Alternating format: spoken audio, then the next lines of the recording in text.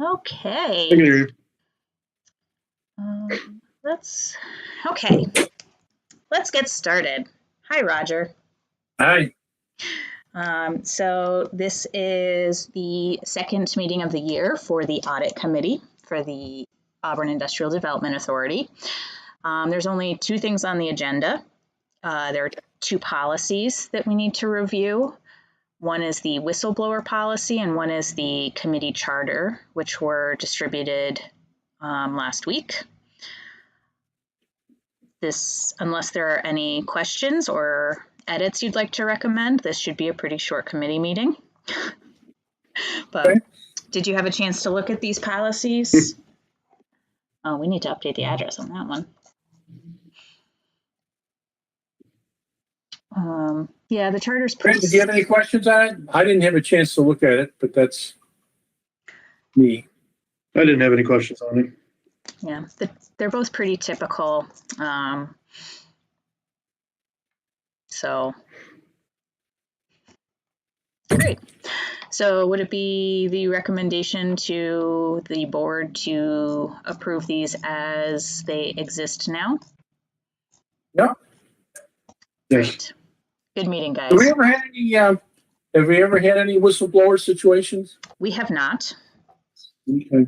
The only time, and even the policy, we only updated it once, and that was with the Authority Budgets Office number that's at the bottom there to offer a outside method of reporting in case there's something that someone doesn't feel comfortable reporting within the organization. So that's the only time we've ever updated it, but we've never actually had anyone avail themselves of the policy. I guess on another matter, I assume the audit will start in January. Is this typical? Yeah, they may come in December to do some pre-audit work, but they usually come in January to do the full testing. Have they? So they'll send you an engagement letter before they come in? Yes. Okay. I expect we should get those any day now. We got our engagement letters for CEDA, Chamber, CSS last week, so I anticipate we'll get the IDA one soon. Do they do the chamber? What's that? Does Elaine do the chamber as well? Yeah, Elaine does all of our stuff. They just spend 3 days here. They come in, they set up, they spend 3 days in our office, and they get them all done. All 5 of them. So. Kind of ease the scale for them then. Yeah, and for us, frankly. Yeah, good point. Good point. Yeah, and it's easier to deal with one set of auditors, quite really. We've dealt with 2 in the past, like when Cuddy and Ward used to do IDA audits.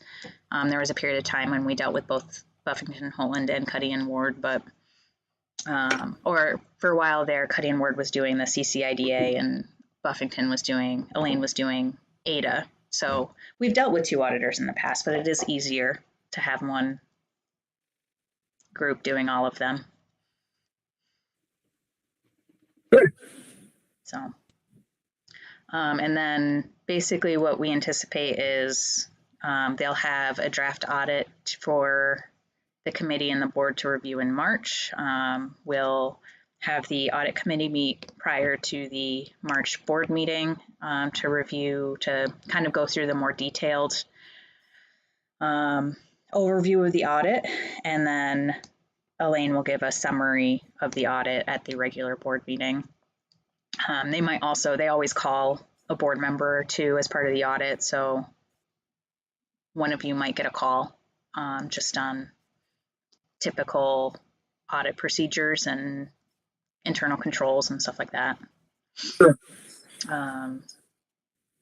So yeah, it's we'll be ramping up for that soon.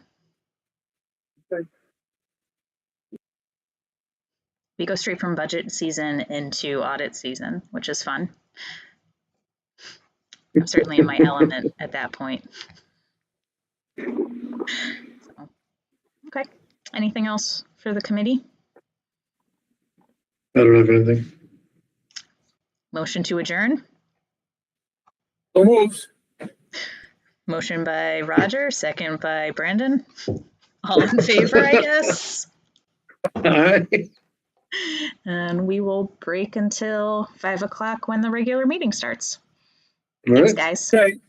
Thank you.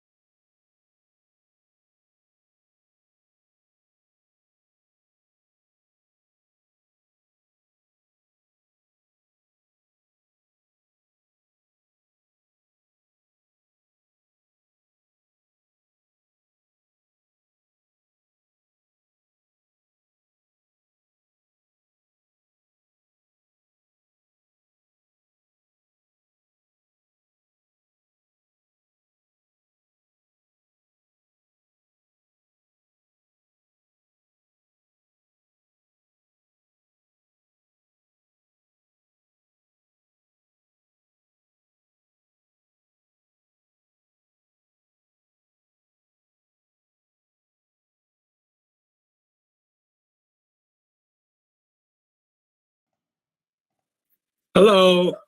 Hi. Sorry about that. I don't know what happened to that. Happens to Are the we all best of set, us. everyone? Do we have a quorum? We do. Okay, the meeting of the Auburn Industrial Development Authority will come to order. First order of business, roll call.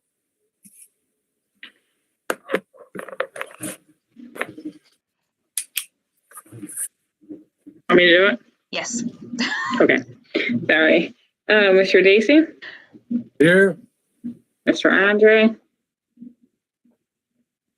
Mr. Rear, here, Mr. Cuddy, here, Mr. Gasper, here, Mr. Giantino, Here. Ms. Weber McLeod, Here. Mr. Gravis, here. Mr. LaVarnway.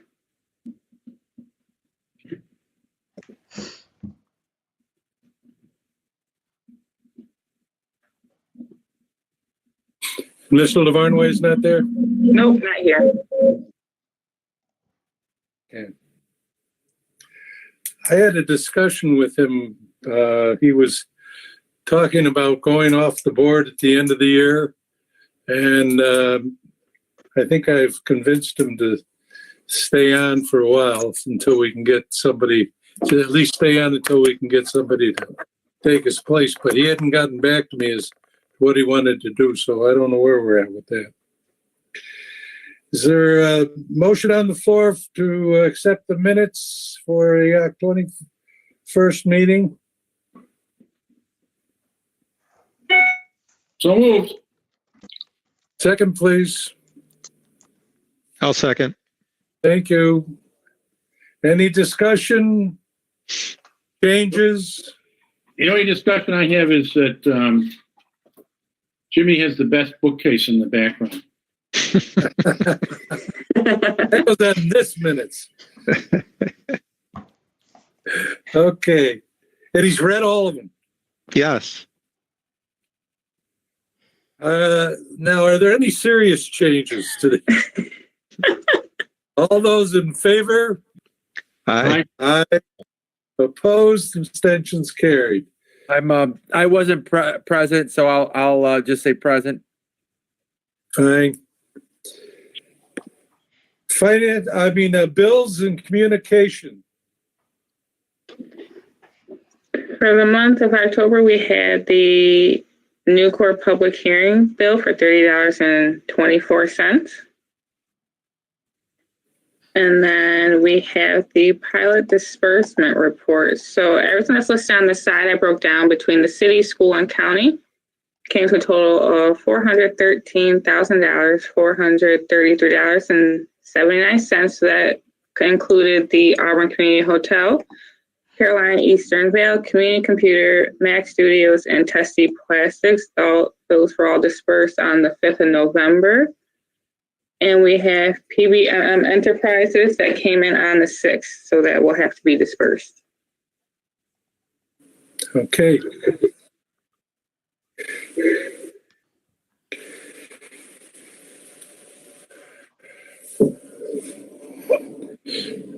You don't need a vote on those, do you, Yes, please. Tracy? Yes, please. Huh? Okay. Is there a motion to accept the bills? I'll move. I'll make Jeff. Okay. Any discussion? I have just a discussion when we get into the financial portion. There'll be an expenditure in the October timeframe for the branding project for 19,750. Do they not submit an invoice for that? I'm just curious. We approved it last month at the meeting. Okay. Thank you. If there are no further questions, all those in favor? Aye. Aye. Aye. Opposed? Aye. Abstentions carried. Report of the treasurer. I'm going to see here. About the middle of your package, after the disbursement, there's the profit and loss actually, it's right after the minutes. The profit and loss.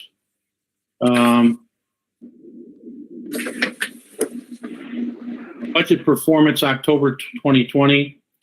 I'll just point out, as far as the month goes, the major expense was $19,750 for the branding project. I'm going to estimate without any other specific data that that'll be about 25% of what we'll spend based on the projections.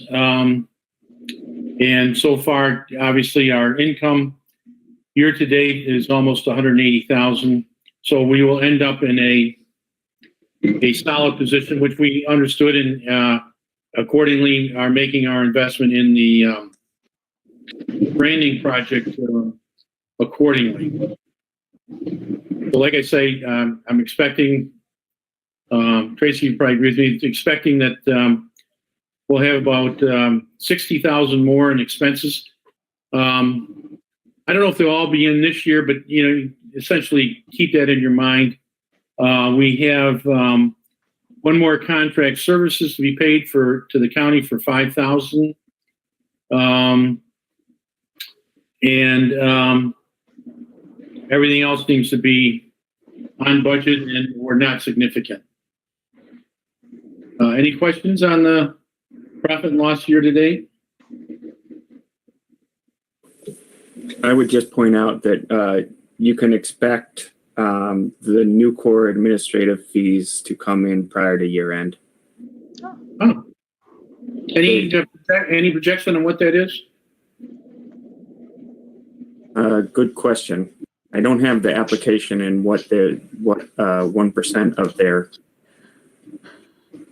financial assistance is, but it's fairly significant chunk of change. Good. They've been moving slowly, since they knew they didn't have to get it done super quickly, since the existing pilot's still in effect. But they did tell me that they're going to get it done before the end of the year. So I'm expecting comments back from them anytime now, and you should have it before the end of the year. Okay. We'll look forward to that. Very good. Take it when we can get it. It That's looks for like sure. this is going to be another, along this, it's going to be probably the same as Tessie. Their budget was 18 million. So we're looking at probably 180,000. 180? Wow. Good. Very good. Thank you for that information. Well, Okay. Is there any any questions about the budget report, balance sheet?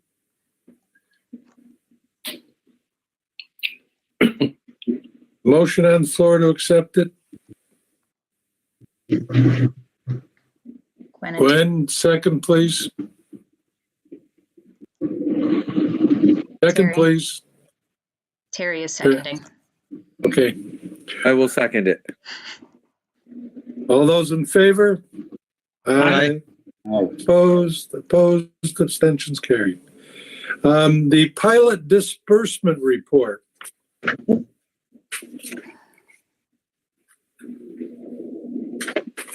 Taylor. I can do it again, that's fine. So with the report, it looks like 1, 2, 3, 5 have already paid, dispersed on November 5th. We're still waiting on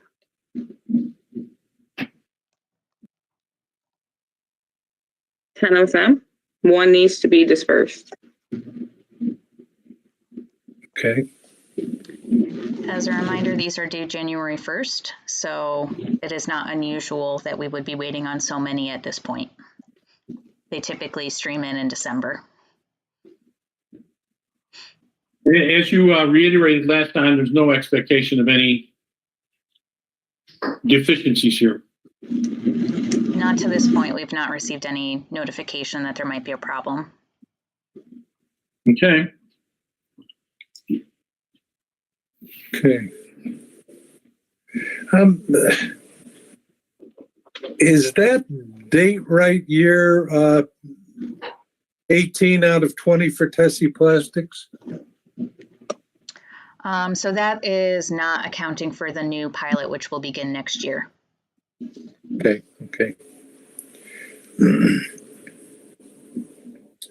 Does anybody have any questions about the 2020 pilot report? We've been, ever since we decided to start fining the companies if they didn't pay in time, we've been very successful in everybody paying by the end of the year. So it's worked out well. Makes it a lot easier for the staff they don't have to go hunting down and a lot of work in that. So Yeah. Thank you. There's always a couple that get dropped off on December 31st, but that's still on time. Yeah. That's not hunting for them in February, right? Okay. Unfinished business, place-based branding, TGW. So in the packet, you received a written report just kind of outlining progress to date. TGW did complete a focus group. They completed a series of one-on-one interviews, and they visited a few locations, a few businesses, and they are currently in the process of compiling all of that information to a set of findings. And next week, we've invited Terry and Gwen, if you're available, to our weekly call. They'll have some preliminary findings and direction. And this is a point where they aren't quite finalized in those findings, but we do anticipate, but just kind of getting the direction and making sure we're heading the right way. And then they should have a presentation for the December board meeting of their findings presentation and at least a direction for the brand. So you will probably see them at this meeting next month from the full board perspective. It's been going very well. They've been communicating very well with us, and they did a lot of outreach. They were very receptive to the recommendations we were making in terms of who to talk to. Gwen, I think you had one of the interviews with them. And yeah, so it's been going pretty well. And we just had a branding workshop last week to kind of put our thoughts into the mix, and we're coming right along. Very good. Tracy, can I ask you a question? When you say that they'll soon be presenting us with a direction for the brand, is that the concept for it, or will we actually start to see design elements? I think it is more conceptual. I think it will be more conceptual in December, although they may have some kind of preliminary design work. I think it'll just depend on how the next couple of weeks go. Okay. But they will definitely have some direction and some findings to present.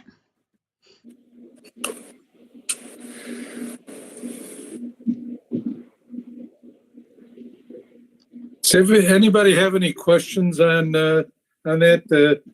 There's a report on, I think it's like page 10 or so, about the update. So hopefully everybody saw that ahead of time. Okay, moving on. The CETA staff update. A couple of bigger things. Meg Gollop is our new business development specialist. She just started last week, replacing Derek. She lives in Ledyard and has been a SCORE mentor, and her professional history is in business management, consulting, and she's owned a couple of small businesses as well. So she's got a really good handle on what small businesses go through and what their needs are. She's also, I find her to be a pretty natural counselor and mentor. So we're really excited to have her on board. She's settling in. It is a weird time to be starting work at a new place because she's working from home a good portion of the time at this point. So because of our on-site policies. And so it's a weird time for her to be starting, but she seems to be settling in okay. And I think she'll be a really great fit for our small businesses and entrepreneurs. I keep setting up meetings for her. And she's going to them and taking them in stride. So I'm really excited to have her on board. I will have her come to or make an appearance at next month's meeting so that you can put a face to a name. Other than that, we have a meeting tomorrow with the Auburn Loan Committee to finalize the application for the DRI Small Project Grant Fund. So that should be available soon. That group will also decide on the timeline of when we'll be taking applications. So we're just kind of finalizing the paperwork on that right now. We do have the approval from the state to move forward with that program. So hopefully we can get that out and available sooner rather than later. At this point, there will be an application period and then awards will be made. And then once the awards are made, there is a pretty intensive process following the award to get projects actually into the pipeline of the state. We are looking at 2021 implementation. These things aren't going to turn around, really quickly. So that's coming down the line, and we'll let you know when those applications are available. We are doing some additional promotion of the emergency microloan at this point. If anyone is interested in that, please do keep that in mind as you're talking to businesses in the community. We're pushing it out again through our channels just to remind people, as Gwen recommended last month. There was another program that I think I wanted to talk about. Meg, I've passed on to Meg the micro enterprise program with the city. So she'll be working with planning staff to get that established, and hopefully we can get that application out soon too, probably after the DRI grant fund stuff comes out, but we'll see how that timing works. So that's also coming down the line. So a lot of stuff kind of coming to fruition right now, which is exciting and a lot to handle. But those are the big ones. There are still a couple of projects kicking around. We should see an application from Mac Studios next month for this group. There's also another entity interested in some of AIDA's land. So we may see a little bit of flurry of activity coming in the next couple of months over at the tech park as well. That's anybody have any questions? Tracy, I have a question regarding the DRI portion of what you reported on. Would that be the component of the DRI that, say, the Borza brothers, they weren't successful in getting awarded DRI funding, they could reapply through that? Yes. Okay. All right. Thank you. The grant fund is broken down into 3 components. It's building renovations, entrepreneurial seed funding for entrepreneurs and businesses under 1 year, and then existing business funding. There are some limitations on eligible activities, but it's pretty lucrative in terms of the percentage of the project that can be funded. It clearly has limits. There's clearly maximums, but they're pretty good sized grants, and or could be. They can be used for renovations and leasehold improvements, permanent machinery and equipment, signage, those types of things. There's also a stipulation that right now is allowing for expenditures related to COVID response. So if a business can say, this is how I was impacted by COVID, and here's some things that would help me to get through that and help make my business more resilient in the long term, we can also fund those types of expenses that wouldn't normally be allowable under HCR. So things like normally we wouldn't be able to do like a point of sale system, like a touchless point of sale, but we would be able to do that so we can do smaller machinery and equipment under the COVID category. They're also allowing up to $5,000 in PPE if any businesses need that type of support. So we've got some nice flexibility added in to help with COVID response and business needs in that regard. We do have a list of people who have expressed interest, including the Borza brothers and some of the other folks that applied originally. The total fund is $600,000. So that's a lot of money, but once we get into it, it's probably not going to go as far as we want it to. But we are excited to be able to finally get it out there a year after I was hoping. Tracy, where will that, the information for that, when will that be available for people to review? Or is it out there already to be able to look at? We have the meeting to finalize all the paper or all the background about the application process tomorrow. So I'm hoping in the next couple of weeks we'll be able to put a package out there. We'll put it out through CEDA. I'll email it to all of you. We'll put it out through our social media networks and chamber, and we'll start to promote it at that point. All right, thank you.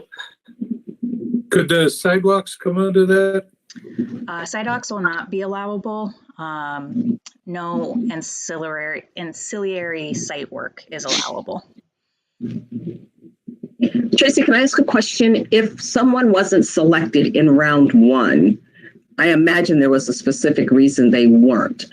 I don't have a specific issue. This is a process question. Yep. So what would be different in round two that would make someone be eligible this time around and be accepted into the program? So there were some projects that were pulled out of the initial round just because they were on the smaller side and they wanted to use that big pot of money for bigger projects.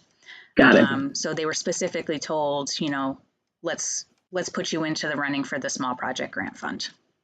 Got it. I just wanted to understand how the process worked. Yep. This is available to entities in the county or only in the city or both? Only in the DRI boundary. So this would be specifically kind of the downtown area. There's a specific map that makes up the DRI boundary. It goes up East Hill. It does go down Genesee Street to Parker Street. And then it's kind of the downtown area in the middle.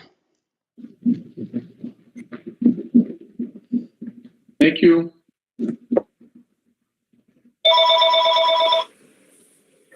Hello.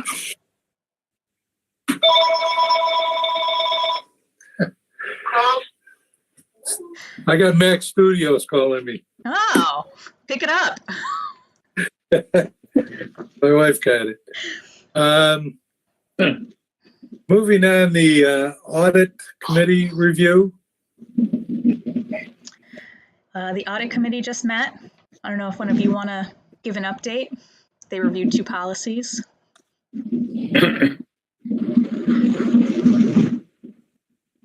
Roger, Brandon, either of you? I could do it. I think we reviewed the policies and continued on with what we had, right? Yeah. So 2 policies, whistleblower and the charter. No changes recommended. Good committee meeting. Is that is the last thing that has to be looked at, isn't it? The whistleblower. Did we have one other one? No, we've done all the policy review now, so I'm pretty sure. So I think that we'll have a resolution for all the policy adoptions either next month or in January. One thing that came up in the meeting was, I asked the question, in terms of the whistleblower policy, whether in fact we've ever, had occasion to use it, and to date we haven't, which either means we don't have any issues, or it. I guess the other thing would be that it perhaps people are not aware of it or uncomfortable using it, which I don't think are the issues. But I guess the concept of whistleblowing is much more in the media this year than it has been in past years, and so that's the reason I raised the question. And we haven't encountered anything that requires people to use that process to date. So far, knock on wood, we don't.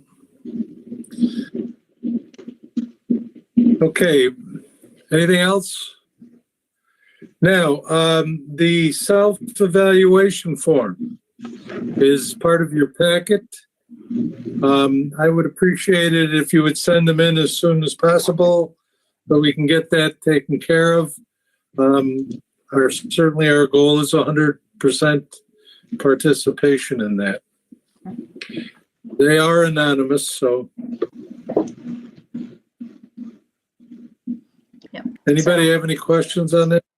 If you would like to submit anonymously, feel free to send it. You can mail it to the office, and instead of a return address, you can just give us some indication that you're not a terrorist. Just say, you know, from AIDA or something, AIDA response, or you can drop it off to the office, and whoever's sitting at the front desk can take it for you. So, or if you're comfortable, just email it to Taylor, and she can compile it with all the rest. Taylor, is this a fillable form, or do you want us to? We could. We have it in a spreadsheet. We could send you the spreadsheet. Oh, I can do it this way. I just didn't know. This isn't a problem. Okay. We probably should make it a fillable form. It is 2020.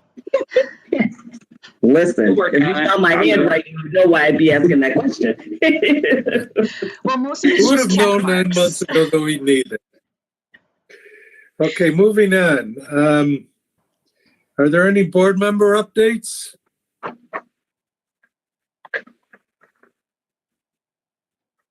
As Tracy said, we're moving forward with Tessie.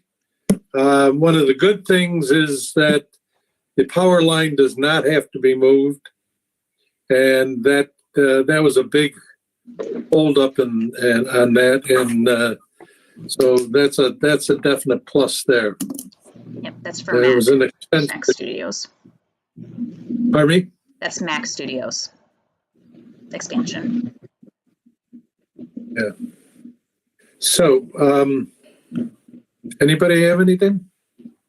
Teresa, I'm just wondering if you're hearing anything or noticing anything different in the business community as it relates to COVID and what seems to me to be an uptick in the county. So what's going on the ground out there? The sense that I've been getting and that my colleagues in the region have been getting is that businesses are nervous. They are feeling like they've finally gotten their feet back under them, and they are afraid that there will be another shutdown that will push them back. A lot of them are feeling like they might not be able to make it through another shutdown, and they are nervous to see the uptick and what that might mean for our community and the region in terms of being able to continue operating. You know, we want to make sure that we're promoting. Actually, the U.S. Chamber of Commerce is putting out a lot of great content around following the science and content that businesses and groups like ours can use to share information about how to avoid a shutdown and how to, you know, look at the economy and public health not as competing priorities, which I think is an important thing because they only become competing when we hit a certain point. We can still support our local businesses and be safe doing it until we truly have an outbreak that is not controllable in the outside world. So I think that a lot of businesses are frustrated and they're tired. They're just tired of dealing with this and tired of trying to figure out how to adjust their operations. But a lot have been innovative and have been looking for new ways, but they're certainly nervous about the winter too, even with, especially restaurants, even with businesses being open, not having outdoor dining is going to be a struggle for some of the businesses that have been relying on that to this point. I know the city has made some adjustments to the permitting and the allowing of outdoor dining in downtown, but at a certain point, it's just not a feasible thing to do. So there's definitely a lot of nerves going around right now, and a lot of people kind of sitting on the edge of their seats, kind of waiting for the other shoe to drop. So to the extent possible, please be ambassadors for stopping the spread and keeping our numbers down, and, you know, spreading information about how to support our businesses in a safe way that will both bolster the economy, but also keep people safe and healthy. Is there any indication, and Jimmy, maybe you could help me with this, city or county government or any of the other economic development organizations would host a conversation for business owners to kind of talk about how they're feeling, what's going on, and what opportunities might be able to support them, and also any businesses that have put in place some strategies that, have worked for them thus far? I'd love to do that. I'm not giving you another homework assignment. I'm just curious. I would love to do that. I would love to have a really fantastic moderator for that. Someone who's trained and professional, and very capable of facilitating a conversation of that matter. So if you know anyone, please. I might know a few people. But yeah, we'd be happy to put something together to bring maybe a series so that we can keep numbers relatively small. But maybe a series of conversations, maybe 2 or 3 that people could sign up for to kind of have I could see there being an event session and then like a solutions portion, or to let people kind of get the energy out and then talk about what they've been doing to and what we might be able to help with. I'm offering that because I was invited to participate in a conversation for MWBEs that was hosted by State Senators James and Saunders and Kaplan. And it was really interesting to gather this group of businesses together to kind of give them some real-time feedback about what was going on in our companies. But also since then, I'm not suggesting we do this because I do know you have a full plate, but they're inviting us now for monthly conversations that are sort of around some of the topics. I think the thing that I'm sensing is you're right, that people are really, really nervous, and I see people increasingly getting paralyzed around this. And frankly, my colleague and dear friend owns Lacey's restaurant in Syracuse and just shut it down after 10 years. So there's a lot of stuff going on around people. I appreciate that people are fearful, but I also think that this creates an opportunity for the economic development entities to show up and demonstrate care and concern, remind people of the resources that are available, and get ahead of any potential shutdown so we have a handle on what's really going on and what kind of supports we could put in place. And I think also just to continue to probe the message that public health and economic development are competing entities. Would you think we even think that? But Gwen, with humans, this is no real, but who knows? Could just be me. Do you think breaking this down a little more by industry would be helpful if we were to do maybe 2 or 3 of them to say like, okay, we want retail and restaurants, and then retail, restaurants, and hospitality in one group, and then maybe like manufacturing and industry, wholesale warehousing, that kind of stuff in another group? Or do you think having a broader mix is helpful? Well, from a design point of view, I think it would be interesting to break them down by industry. What I observed in this conversation I was part of is we all had very different kinds of businesses. And that's why the senators have gone back now and are doing conversations that are more relevant, industry relevant. And I think for our community, that could be really interesting. I think the other sort of psychological piece that comes along from that is that people will see that they're not in this alone. And it could create some really good opportunities for just the support you need, as well as to possibly identify some other resources that could help you do some things within your colleagues in the community. Yeah, because so I would offer that looking at it industry specific could be interesting, and then to maybe do a session that's focused on just allowing people to talk about their fears, anxieties, give the professionals in the community an opportunity to go back and look inside their organizations about what potential resources could be available, and then bring people back together for some presentation of some possible supports and to engage them in some solutions. I just think being as proactive about whatever we can do as possible is critical. And I also don't know what's going on in the banking community. I mean, in terms of, how they're thinking about that. And I'm not that expert on how that PPP money flows down, but I think there's just so much competing information that it's really hard for an entrepreneur to get a handle on what they should believe, even from wearing a mask, not, all of it. So I think anything we can do that doesn't add a lot of additional work or stress on your team could be helpful, and it does position CETA as, and I think if you can collaborate with the other economic development agencies, which in fact you kind of chair all of them, but to, I think that could be really like a listening tour for all of you to find out what people are feeling and need. Yeah, and if we do it industry based, we can bring in some industry experts too for each one. Mm-hmm. Mm-hmm. I agree with all of that, especially breaking them up. I can tell you from my business point of view at MedEnt, we've been working from home since March. We're doing fine. Everything's running very well from a business point of view. We're going to be home until at least July. We did it to the end of the school year. Just out of safety, we felt that if 250 people worked from home, that's a significant decrease of people going out into the community every day. So, but the one thing that we see going on is that isolation that our employees are facing.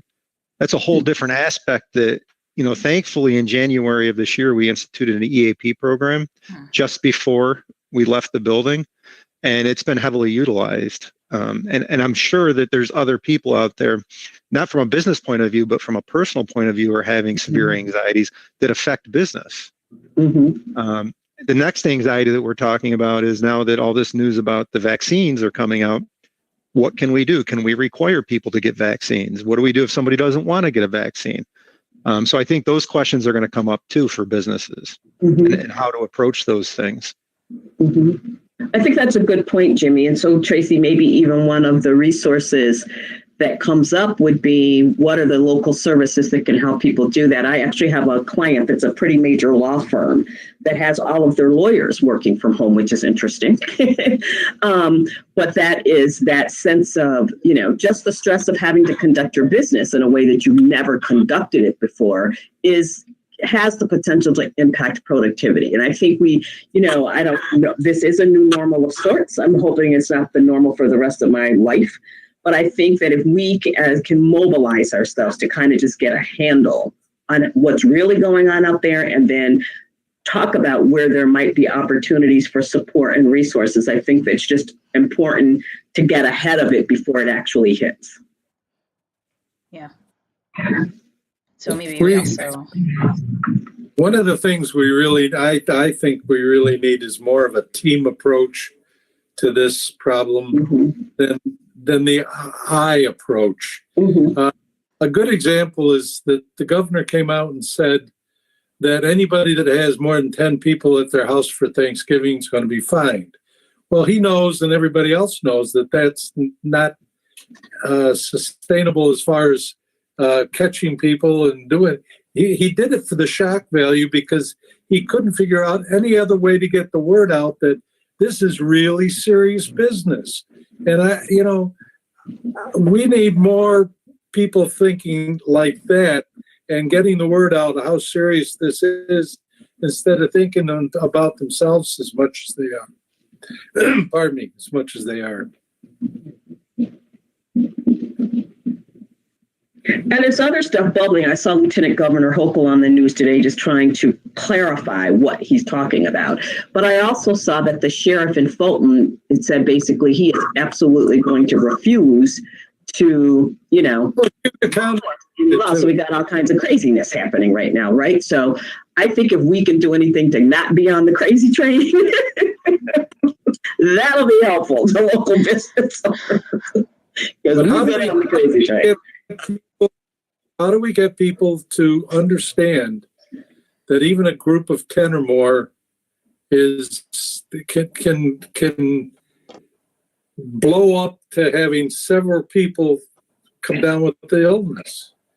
When we have as many people in Cayuga County as we have getting sick right now compared to what we did a month ago, we've got a problem, a serious problem here, and we're not recognizing it yet. So, and it's, we're definitely better off than a lot of other places in the country. That's for sure.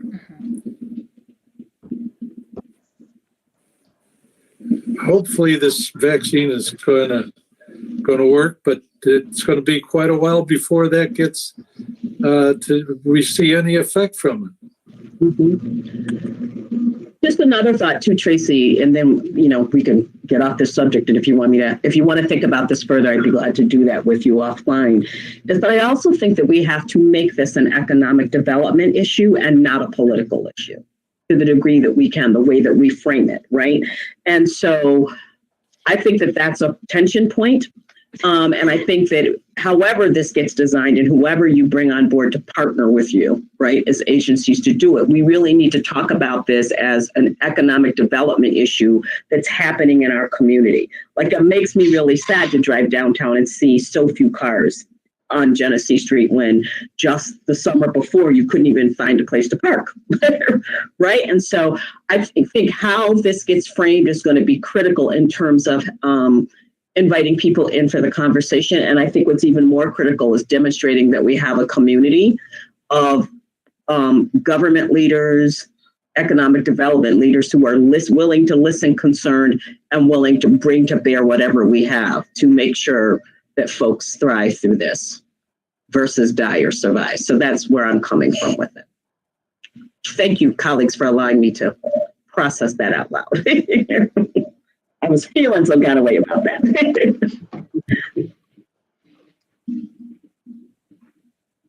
There's certainly a lot to think about. There is. Sure. Does anybody have anything else that they would like to bring up? Then I will wish everybody a happy Thanksgiving ahead of time. And thank you very much. Can I have a motion to adjourn, please? So moved. Roger? Second, please? Please. Okay, all those in favor? Aye. Opposed?